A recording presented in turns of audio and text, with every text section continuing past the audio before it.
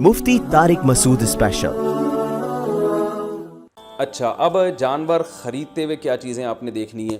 सबसे पहली बात, 4 जानवरों की क़ुरबानी जायज़ है। ऊँट, और ये गाय भैंस भी गाय के हुक्म में ही है, और बकरा और दुम्बा। हिरन की क़ुरबानी या नील गाय की क़ुरबानी या और दूसरे जो जंगली जानवर हैं, इनकी क़ुरबानी जायज़ नहीं है।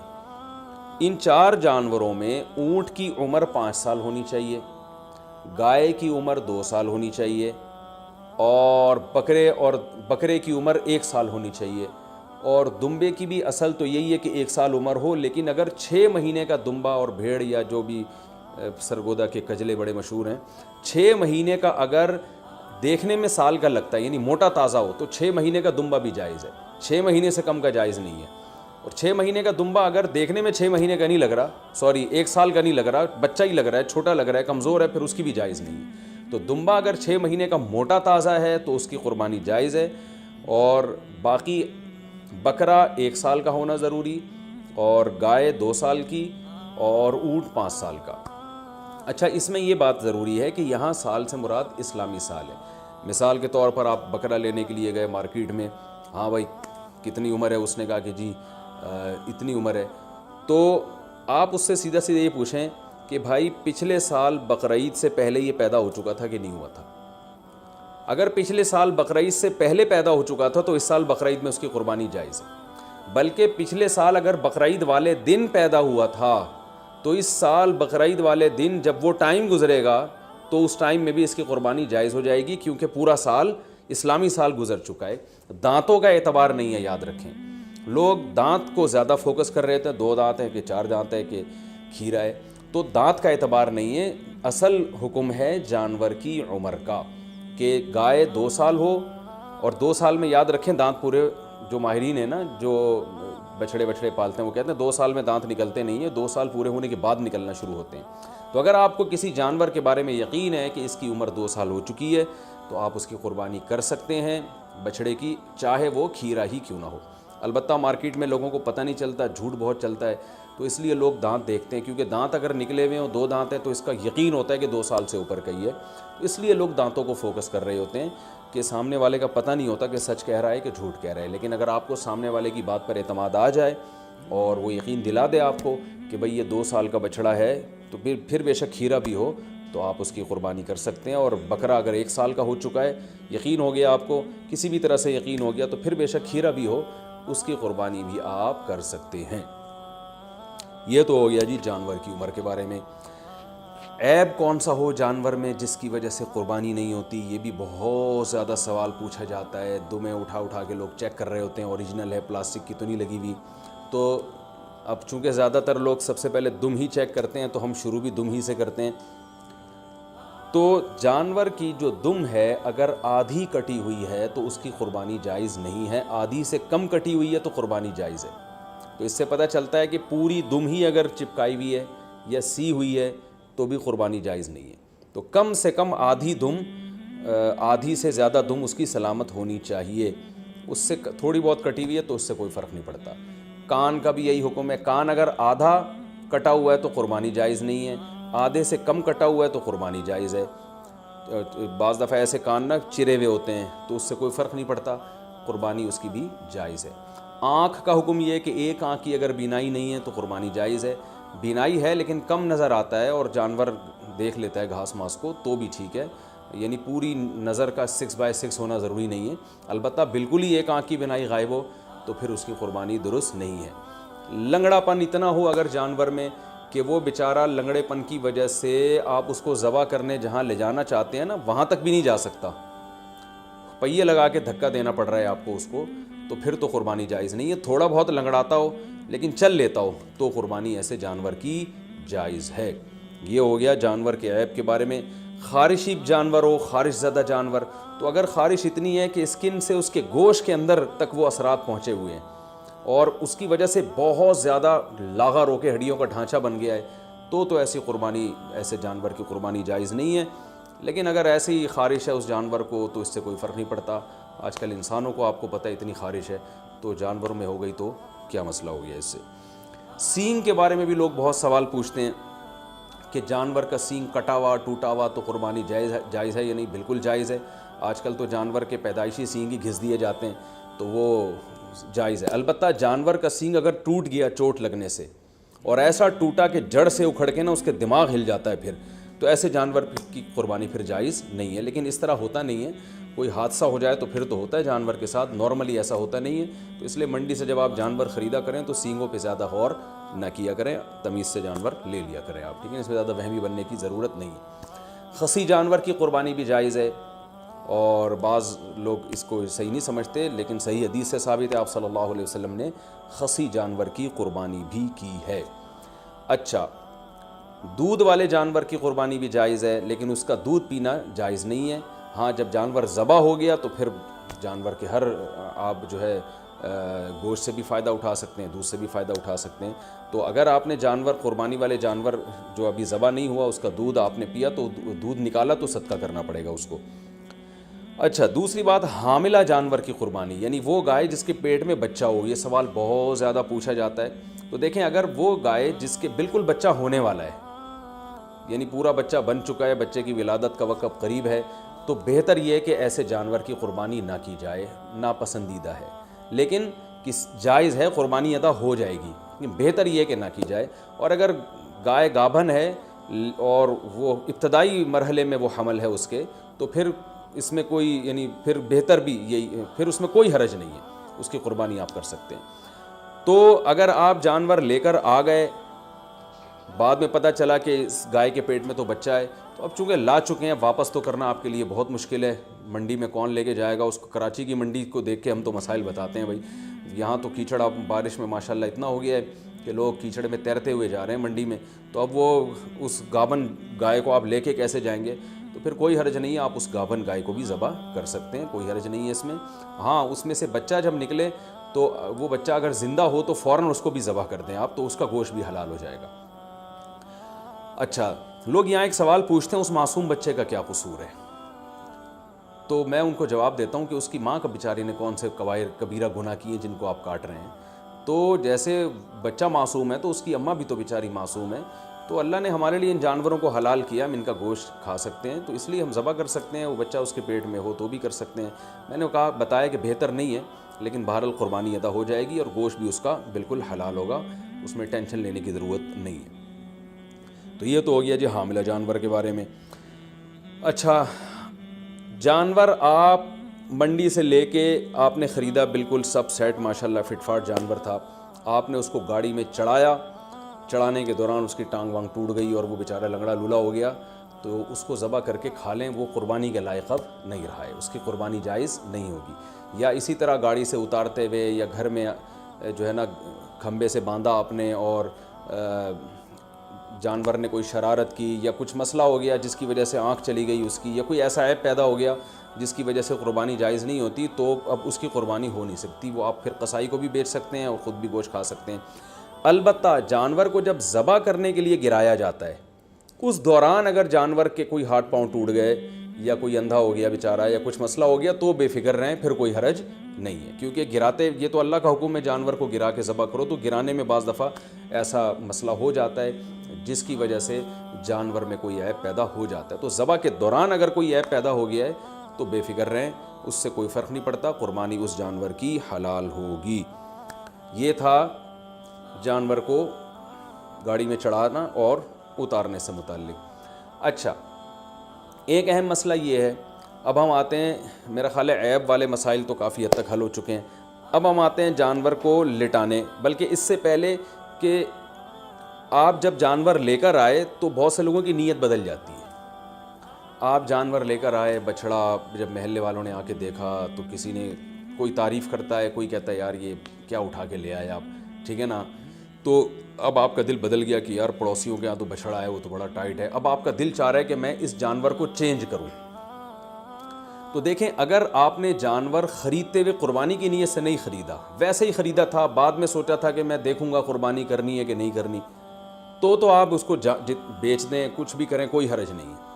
لیکن اگر آپ نے قربانی کی نیت سے خریدا تھا، جیسے کہ 99% لوگ بقرعید میں قربانی کی نیت ہی سے جانور خرید رہے ہوتے ہیں، گھر لانے کے بعد آپ کی نیت بدل گئی، یار یہ یار وہ پڑوسی جو وسیم بھائی جو بچھڑا لے کر آئے ہیں نا, اس پہ الگ ہی نور برس رہا ہے, اور وہ ہمارے بچھڑے کے ساتھ جب کھڑا ہوتا ہے تو ہمارا بچھڑا تو احساس کمتری میں آئے نہ, ہم احساس کمتری کے شکار ہوتے ہیں. تو اب آپ نے ارادہ کیا یہ بچھڑا آپ کسی کو پہنا دیں, تو بالکل جائز ہے. جیسے کسی نے آپ کو پہنایا تو آپ بھی کسی کو وہ بچھڑا پہنا سکتے ہیں.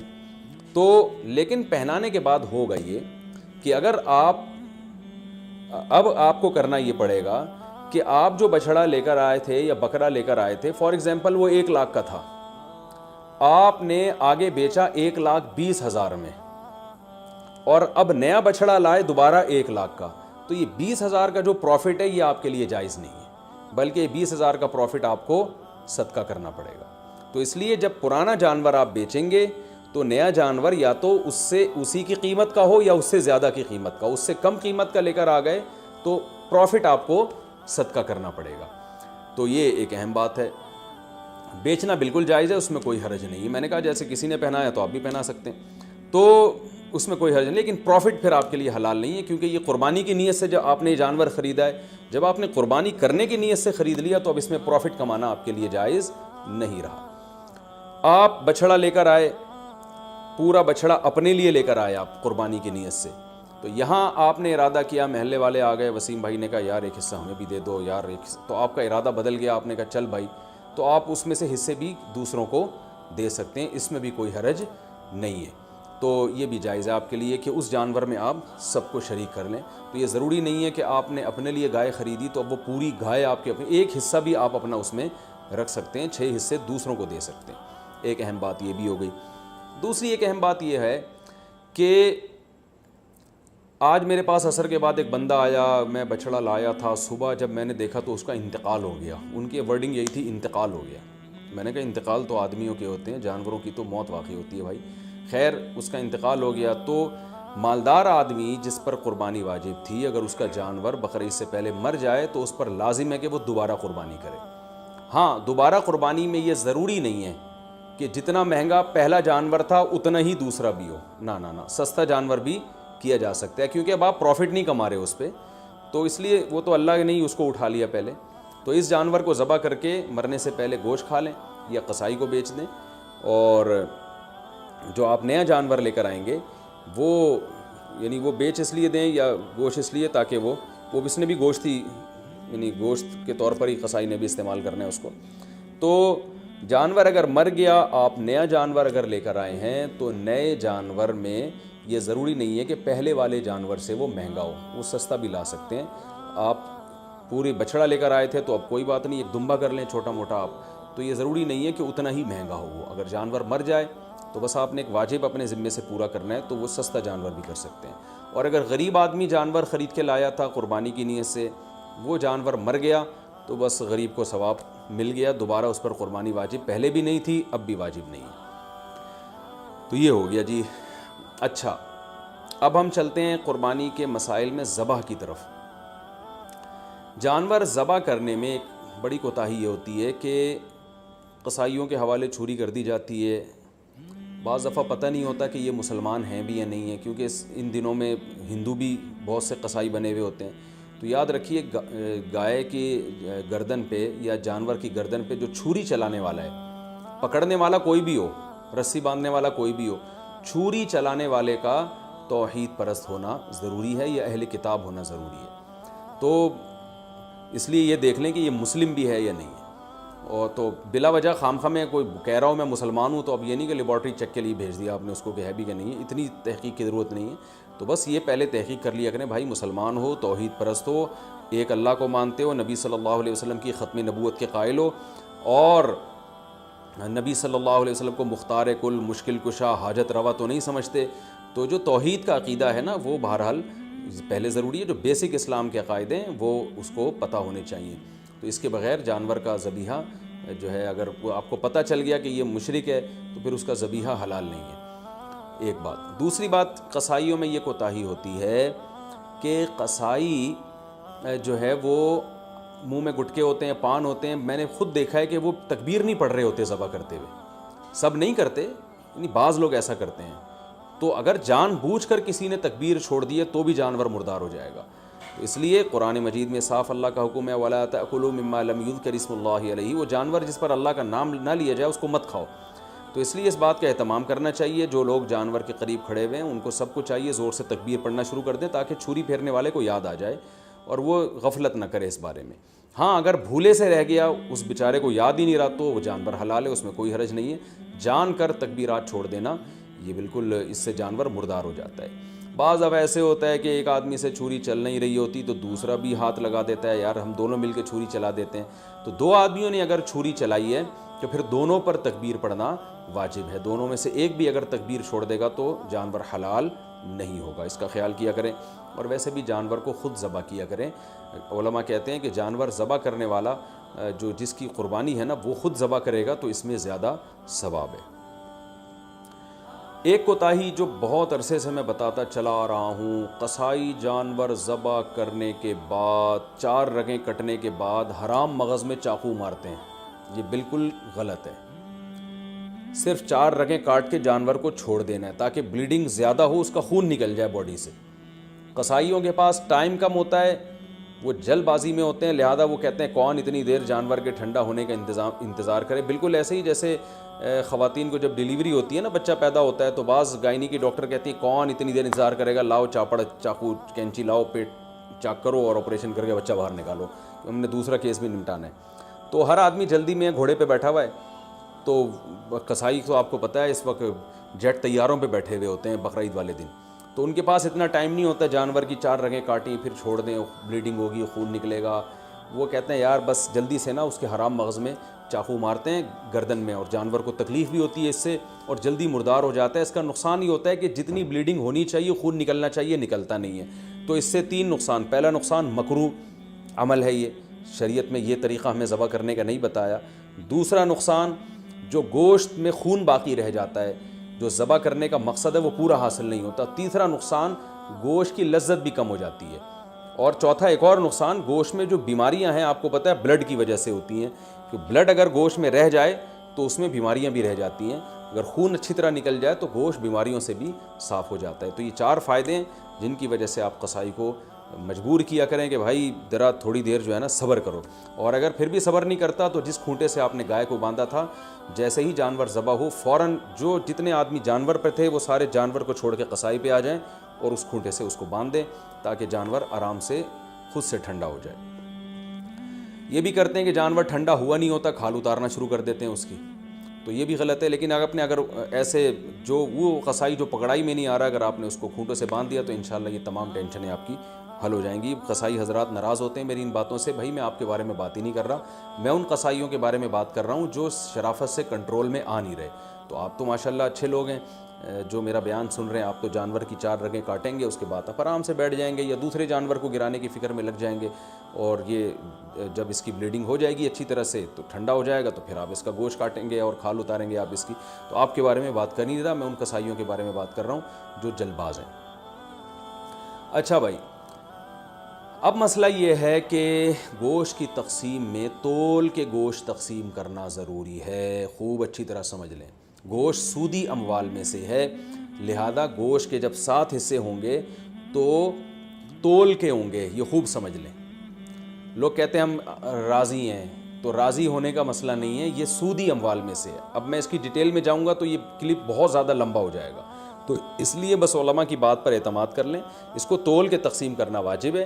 اگر تول کے تقسیم سے بچنا چاہیں تو 60 ڈھیریاں بنا کر 7 میں کلیجی ملا دیں، تو پھر تول کے تقسیم کرنا واجب نہیں رہے گا۔ اس کے دلائل کیا ہیں یہ کسی اور وقت انشاءاللہ بیان کروں گا۔ تو اور پھر بھی احتیاط اسی میں ہے کہ تولیں بھی اور کلیجی بھی ملا دیں 7 ڈھیریوں میں، تاکہ اگر تول میں گڑبڑ ہو گئی ہو تو کلیجی اس کے جو ادھر اگر تھوڑا سا گوشت زیادہ چلا گیا تو اس کے مقابلے میں ادھر کلیجی آ جائے تو سود سے بچت ہو جائے گی۔ وہ لوگ کہتے ہیں پتہ نہیں کس قسم کی باتیں کر رہے ہیں، وہ انشاءاللہ بعد میں ڈیٹیل میں اس مسئلے کو سمجھا دوں گا، بلکہ پہلے سمجھا بھی چکا ہوں کئی دفعہ کہ سودی اموال میں عقل نہیں چلتی ہے۔ جب شریعت نے برابری کا حکم دیا تو بس برابری ہے، تو گوشت بھی سودی اموال میں سے ایک مال ہے۔ جیسے 10 روپے دے کے کوئی 11 روپے نہیں لے سکتا نا، تو اسی طرح گوشت میں بھی ایسا ہی ہے، تو یہ اس کا خیال کرنا چاہیے۔ اچھا، قربانی کے حصے داروں میں اگر کوئی شخص حرام آمدن والا شریک ہو گیا تو تو سب کی قربانی برباد ہو جائے گی. اس لیے اس کا بھی اہتمام کرنا چاہیے. اجتماعی قربانی میں اعلان لکھ کے لگانا چاہیے کہ بھائی حرام آمدن والے شرکت نہ کریں, یا پہلے سے سیٹ اپ بنانا چاہیے کہ ایک الگ سے ایسی گائے ہو جو صرف حرام آمدن والوں کا اس میں حصہ ہو, تاکہ اس میں قربانی ہو ہی نہیں, وہ گوشت ذبح کر کے ویسے ہی غریبوں میں بانٹ دیا جائے. بعض مدارس میں اس کا اہتمام کیا جاتا ہے کہ وہ پہلے سے جو ہے نا کچھ حصے ایسے انہوں نے رکھے ہوئے ہوتے ہیں. تو لیکن اگر آپ گھر کی گائے لائے ہیں یا ویسے کسی گائے میں حصہ لے رہے ہیں اور اس میں کوئی حرام آمدن والا آ گیا, لیکن اگر آپ کو پہلے سے پتہ نہیں ہے تو پھر شریعت نے ہمیں بلا وجہ کے تجسس کا حکم نہیں دیا. یہ ایک آدمی زبان سے کہہ رہا ہے میں حلال کماتا ہوں, بس اس کی زبان پر اعتماد کرنا ہمارے لیے کافی ہے. اب آپ نے کہیں اجتماعی قربانی میں حصہ لیا, اب یہ نہیں کہ آپ اپنی گائے کے بارے میں تحقیقات کرتے پھر رہے ہیں اس میں حرام تو ہے کہ نہیں ہے. وہ گناہ پھر انہی لوگوں پر ہوگا جنہوں نے اجتماعی قربانی کا انتظام کیا ہے. اگر انہوں نے خود سے جان کر کسی حرام والے کو شامل کر دیا تو وہ گناہ گار ہوں گے. تو آپ کو اگر جب تک پتہ نہیں ہے تو شریعت میں یہی حکم ہے, ابہموا ما ابہم اللہ, جس چیز کو اللہ نے واضح نہیں کیا ہے تو ہم اچھا گمان ہی رکھیں گے اس میں.